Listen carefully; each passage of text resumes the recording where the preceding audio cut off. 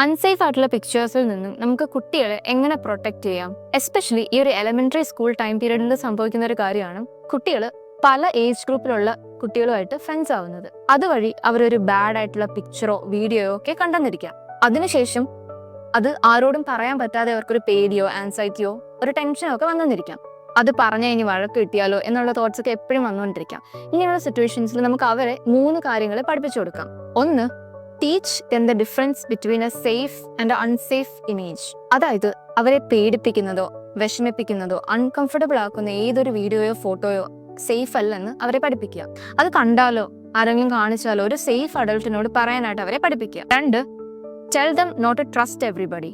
അവർക്ക് സേഫ് ആയിട്ടുള്ള കുറച്ച് അഡൾട്ട്സിന്റെ ലിസ്റ്റ് എപ്പോഴും അവരുടെ മൈൻഡിൽ ഉണ്ടായിരിക്കണം. ആരെങ്കിലും ഹേർട്ട് ചെയ്യുന്ന വീഡിയോയോ അല്ലെങ്കിൽ ഡ്രസ്സ് ഇല്ലാത്ത വീഡിയോ അല്ലെങ്കിൽ ബോഡി പാർട്സ് കാണിക്കുന്ന വീഡിയോ ആരെങ്കിലും ഇവരെ കാണിക്കുകയാണെങ്കിൽ അത് ഒരു സേഫ് അഡൾട്ട് അല്ലെന്ന് അവരെ പഠിപ്പിക്കുക. 3, കുട്ടികൾ ഇങ്ങനത്തെ കാര്യങ്ങളെ കുറിച്ച് സത്യം പറയുമ്പോൾ ഒരിക്കലും അവരെ പേടിപ്പിക്കാതിരിക്കുക. പേടിപ്പിച്ചു കഴിഞ്ഞാൽ അവർ അടുത്ത വട്ടം അത് പറയില്ല.